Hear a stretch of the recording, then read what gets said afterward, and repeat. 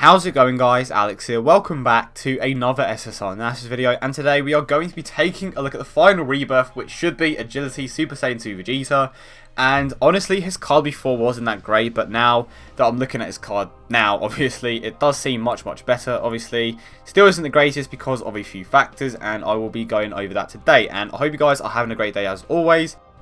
And if we go ahead and jump straight into it with his leader skill, he gives free ki as well as a 30% HP and attack boost to agility, physical and tech types. You probably noticed that he isn't giving a defensive boost, but the thing is, I mentioned this before, defensive boosts aren't that noticeable unless your defense is that high. For example, if you take Super Saiyan 4 Vegeta as an example, his defense is high enough to the point where he can tank hits. It's mainly because of his passive skill and the fact that he also gives himself a defensive boost with the double lead, which equates to around a 360% boost to his defense, which is obviously enough to get it to the point where he can tank hits.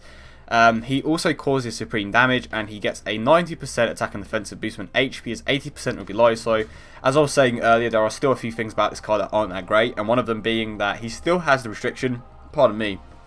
And if we quickly compare it to his card before, it is an improvement, but the restriction, like the thing about the restriction on a mono AGL team is that it can be easy to maintain that 80% restriction because you have multiple tanks, you have Super Vegito, you have most likely two Super Saiyan 4 Vegetas on, it depends on what leads you want to run. Some of you may decide to go with a Super Saiyan 4 Vegeta friend, lead with a Super Vegito friend for whatever reason. So before he only did extreme damage and he only got a 40% attack and defensive boost when HP is below 80%. However, with the new one he gets a much bigger attack and defensive boost, which is obviously a 50% increase. But as I said before, you can maintain this.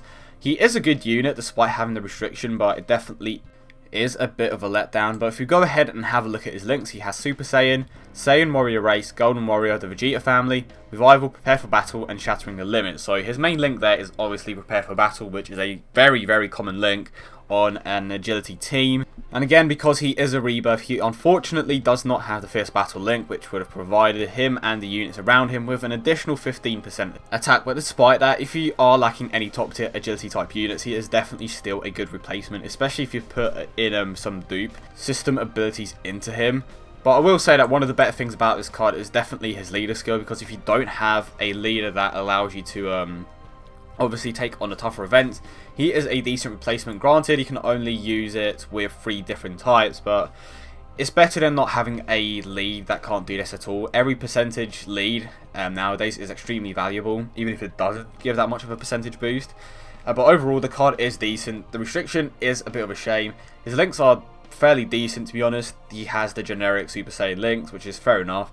Prepared for Battle perfectly fits on a mono AGL team. Honestly, the only real bad thing that I have to say about this card is that you have to obtain his rebirth medals through the battlefield mode, which isn't necessarily a bad thing, but if you are a newer player and you don't have that many ultra rares, it will be tougher for you to obtain medals to awaken him. But that is it, guys. I hope you all enjoyed it, and if you did, do not forget to leave a like and subscribe for more content. I hope you all have a great day, and I will see you guys in the next one.